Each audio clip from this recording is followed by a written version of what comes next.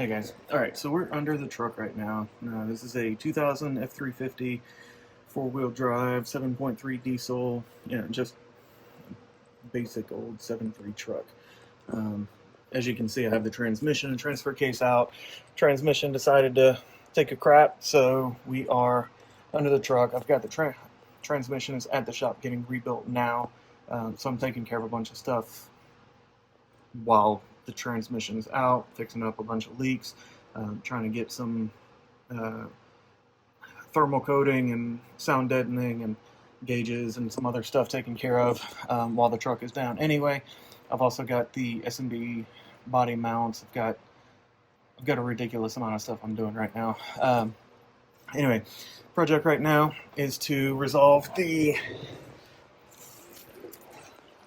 oil pickup issue that is notorious on these trucks. Now, obviously, there's oil up above where that is leaking, but the oil pickup is definitely a major issue. So I've got a couple of different options we're going to look at, and we'll kind of talk through them before I dig into it. Alright, so for starters, I have a factory-style dipstick tube housing where it goes into the oil pan. And the problem on these is this O-ring will start to leak. This is actually on the inside of the pan, and so what you see if you look under the truck, it's basically going to be this. It's got two different notches, one for the 94.5 to, I think, early 99, and then the late 99 to 02, 03, whatever, is going to be tilted forward, if I remember right. Double check your install. The problem with these is when you go to replace this O-ring here, which it's stuck, when you go to replace this O-ring, the issue you have on the inside of the pan is that this flange will it'll bend inward, basically, because this O-ring gets so saturated with oil that it will force the flange to expand. Now, a lot of times you'll go in and you can just tighten down this nut just a little bit, and that'll seal it up a little bit for a little while, but over time, or if you torque it too hard, that's going to encourage that flange to bend a little bit on the inside of the pan. And so when you go to do this job, a lot of times what you'll end up doing is just scrubbing the shit out of the outside of the pan using RTV, and then just basically gooping it all together so that it seals externally, and just hope for the best. I'm not a big fan of that idea, so what I decided to go with is the Strictly Diesel kit, which is all fabricated specific for the vehicle, and by that I mean the 7.3. This isn't like a universal something that they threw together. And what it is, it's got a plate that goes on the inside of the pan, and then you'll kind of fish it through and then twist everything around to where it all lines up, and you just tighten everything down. It does come with a new O-ring, actually a Ford OEM O-ring for the dipstick tube, and then on the back side of this face plate, which is all really nicely machined, you've actually got two layers of O-ring instead of just being the single O-ring on the inside of the pan, which is definitely going to get saturated and fail in time.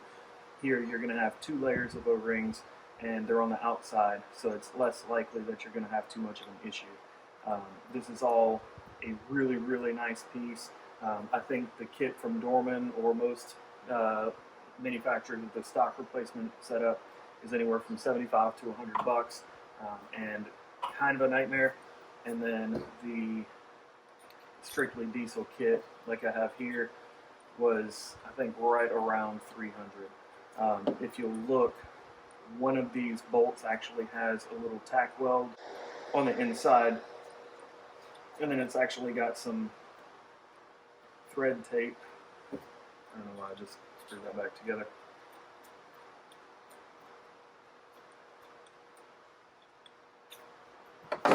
it's got some thread tape on the inside there, and what that does, that's going to allow it to actually bite a little bit. So when you get everything on the inside, when you get this piece fished into the inside of the pan and you're trying to get everything to line up properly, you can actually put your socket into the Allen and you can rotate the flange on the back side to get the bolt holes to line up to be able to thread everything together. So it's really well thought out. This is, I'm guessing like a 5/16, maybe quarter, but it looks thick for quarter. Steel that's all just machined out. It's a really, really nice piece. One of those easy button kind of scenarios, and with all the work I have going into the truck right now, I'm clicking all the easy buttons I can find. So I'm gonna get under there, get the old unit out. And part of the disassembly is when you take apart the original setup, you're going to want to clip some vice grips on it to hold everything together, and then you'll remove that outer nut, just let that hang, and then from there you'll reach through and fish out the O-ring so that that doesn't fall into the pan. And then when you release the vice grips, obviously you'll hang on to the outer nut and the O-ring. When you release the vice grips, this piece here actually falls to the bottom of the sump. They believe that it's not going to cause any problems at the bottom of the sump. It shouldn't really. It's not like it's going to hit the rotational mass or anything like that. It does have kind of a lip that goes all the way around the sump. This isn't floating up into anything, so I would guess that with as many units as they've sold, they would know if you're going to have any problems resulting from dropping this into the pan. So I'm going to trust them. We're going to go with it, get it all hooked up, and see how this goes. Alright, we are back under the truck. Just gonna break up some of this heavy shit here. Ha! Look at that. That is definitely gonna leak right there. So, glad I decided to take care of this. But yeah, when you're working on something, try to take pride in what you do and clean around what you're working on, whether you're doing it for yourself or professionally for a customer or for your grandmother. I don't care. Just clean up. This is nasty, so I'm gonna do what I can here, but I know that until I get everything handled, it's just going to be coming right back anyway, so I'll do some due diligence, but I'm not going to kill myself over this. I'll come back after I get the top end leaks taken care of, and I'll give it a little better scrub then. But just trying to not look like complete garbage when I'm done. The oil is currently draining, but I've got a moto valve, so that is going to take a little while as it is. You're welcome, John.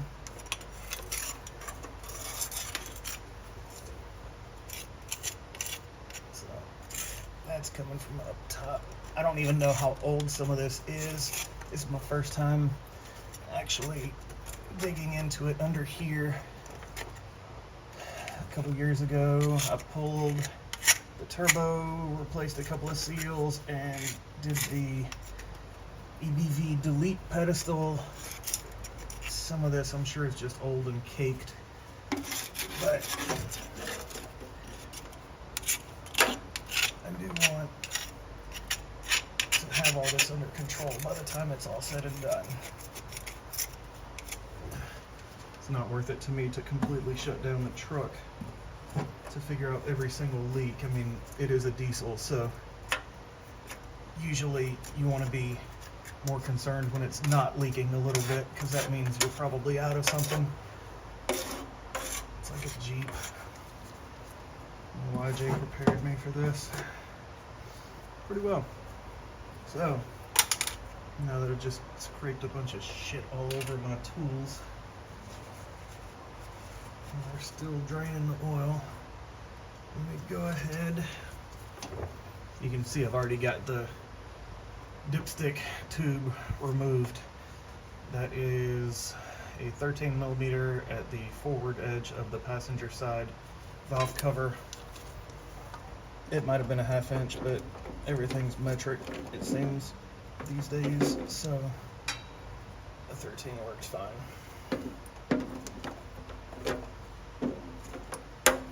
So again, you don't need to be super tight on that, you just want to make sure that it has enough bite to keep that thing from falling back in while you get the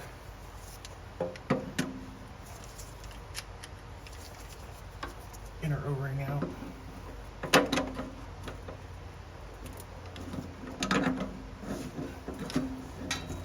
Can't really see what I'm doing here.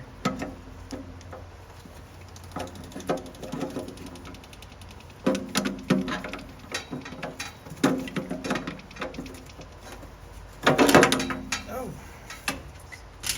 yeah, so those next to no threads there. And yep, you can see that O-ring. Let's get that fished out. Sorry if I'm blocking all the light here. I'm trying to keep it where I can see what's going on. So this is that inner O-ring I talk about you wanting to remove. And you can see it's pretty grossly blown out. That's probably twice the size of the original O-ring. I was dumping oil out the side of this pan. And so strictly diesel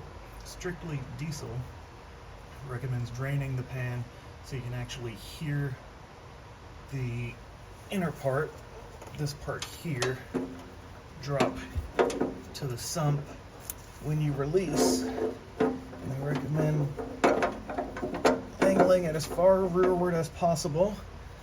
And I'm gonna release and let's see if we can hear it drop.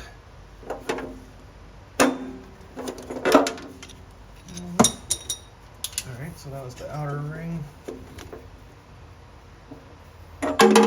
There it goes. And it got hooked on something. That's probably the inner framework.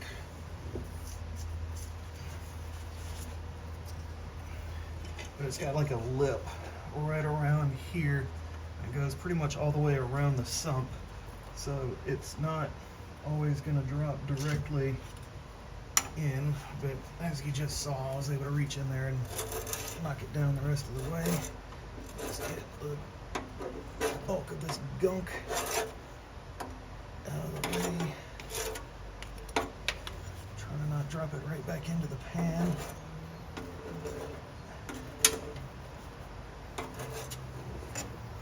And add some brake cleaner, but I don't want to allow it to get into the pan, so I'm going to spray it onto my rag off screen and wipe it. Try to not get super fucking high in the process.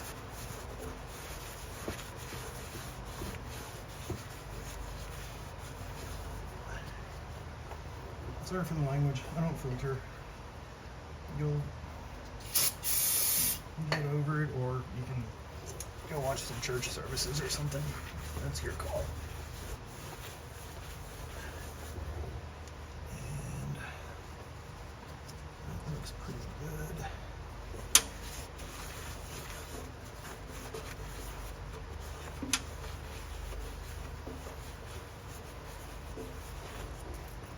So from here, we need to fish this piece in. Get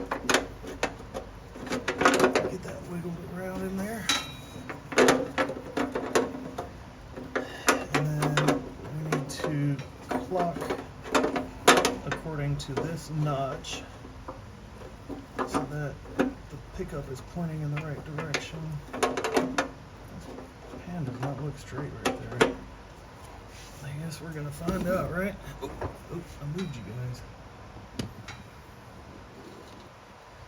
Alright. I believe that is gonna be correct. And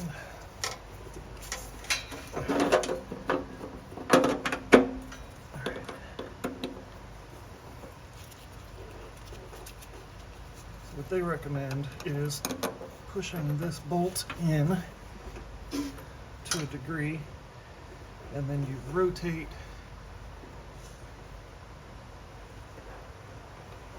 until you can feel the plate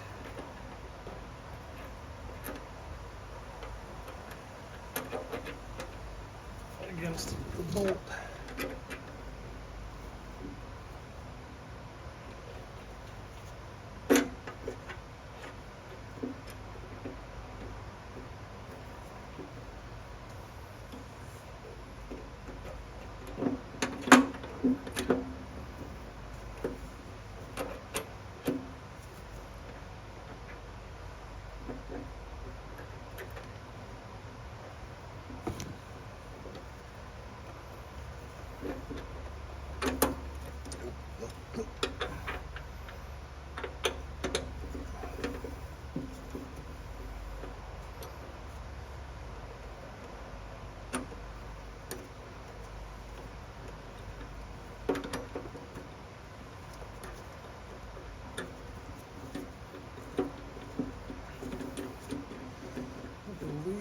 Threading, and I am not aligned with the correct notch. I'm going to back off a bit and see if I can rotate it without sweet.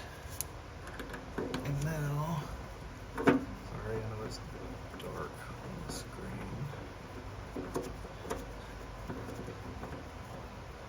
Alright, so I have it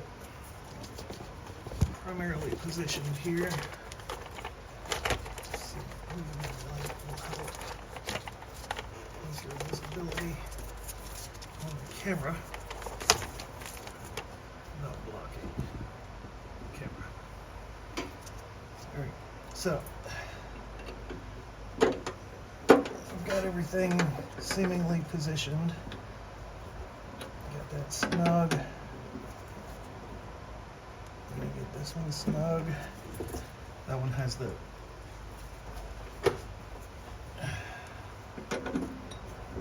tape on it, so we're gonna have to power through the tape.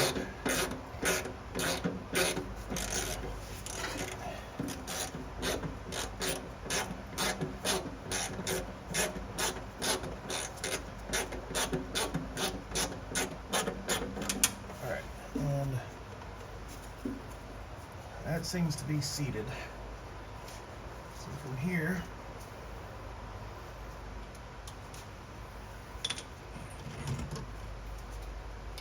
grab a little Harbor Freight inch-pound torque wrench.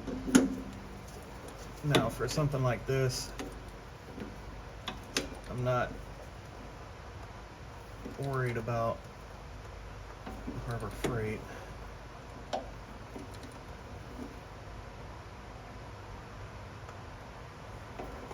I wouldn't necessarily use one of these for checking backlash or pinion preload setting a set of gears, but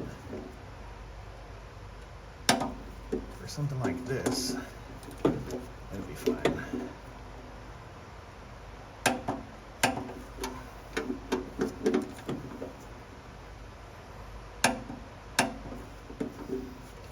Go. Now, I'll fish the old O-ring off of the dipstick tube. Install the new blue O-ring that came with the kit from Strictly Diesel. And by the way, This is not sponsored in any way, shape, or form. Strictly Diesel has no idea who the hell I am, but